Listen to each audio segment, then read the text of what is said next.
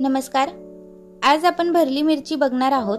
बऱ्याच वेळा आपल्या आवडीची भाजी नसते किंवा काहीतरी वेगळे खावेसे वाटते, तर तेव्हा तुम्ही ही भरली मिरची खाऊ शकता। खायला खूपच छान लागते आणि झटपट रेसिपी सुद्धा बनते। खिचडी भातासोबत तर अप्रतिमच लागते किंवा तुम्ही फक्त चपाती सोबत सुद्धा अगदी झटपट बनवून खाऊ शकता। खायला तर एवढी टेस्टी लागते की तुम्ही एकदा बनवली की सारखे सारखे बनवणार। चला तर मग आता रेसिपीला सुरुवात करूया। त्यासाठी अशा प्रकारे जाड अशा मिरच्या घेतल्या। जाड मिरच्या घेतल्या की त्या तिखट नसतात म्हणून खायला सुद्धा छान लागतात। त्यानंतर आपल्याला या मिरच्या स्वच्छ धुवून घ्यायच्या आणि अशा प्रकारे मधोमध आपल्याला कट करून घ्यायच्या आहे। जर तुम्हाला आतील बिया काढायच्या असतील तर ते तुम्ही काढू सुद्धा शकतात, नाही काढल्या तर आपली भरलेली मिरची अगदीच टेस्टी लागते।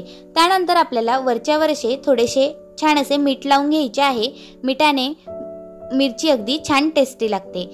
त्यानंतर साइडला ठेवून आता आपण मसाला बनवूया। त्यासाठी एका पॅन मध्ये आपल्याला एक मोठी वाटी बेसन पीठ घ्यायचे आहे। मिरचीची क्वांटिटी बघून आपल्याला मसाला तयार करून घ्यायचा आहे। त्यानंतर हा मसाला आपल्याला लो फ्लेमवर असा सतत फ्राय करून घ्यायचा आहे। थोडासा लालसर झाला की तो आपल्याला एका बाउल मध्ये काढून घ्यायचा आहे। त्यानंतर यामध्ये आता पुढील मसाले ऍड करायचे। त्यासाठी आपल्याला 1 चमचा हळद टाकायची, 2 चमचे लाल तिखट टाकायचे, 1 चमचा गरम मसाला टाकायचा। त्यानंतर 2 चमचे आपल्याला धनेपूड टाकायची आहे। त्यानंतर थोडेसे जिरे टाकायचे। त्यानंतर चवीनुसार आपल्याला यामध्ये मीठ ऍड करून घ्यायचे आहे। त्यानंतर यामध्ये अर्धा टीस्पून आपण आमचूर पावडर टाकणार आहोत, म्हणजे मिरची अगदी छानच लागते। त्यानंतर 2 पळी तेल टाकायचे। तेल ऐवजी तुम्ही लिंबूचा रस सुद्धा टाकू शकता। त्यानंतर यामध्ये थोडीशी कोथिंबीर टाकायची। गार झाल्यानंतर एकजीव करून घ्यायचं। बघू शकता आपला मसाला छान तयार झालेला आहे। तेल टाकल्याने थोडासा ओलसर होतो म्हणून मिरचीत पटकन भरला सुद्धा जातो। त्यानंतर अशा पद्धतीने मिरची आपल्याला ओपन करून घ्यायची आहे। त्यामध्ये असा मसाला छान भरून घ्यायचा आहे। सगळ्याच मिरचींमध्ये आपल्याला हा मसाला अशा पद्धतीने भरून घ्यायचा। ही मिरचीची रेसिपी बनवायला अगदी झटपट आणि एवढी सोपी आहे आणि तेवढी खायला सुद्धा अगदी चविष्ट आहे।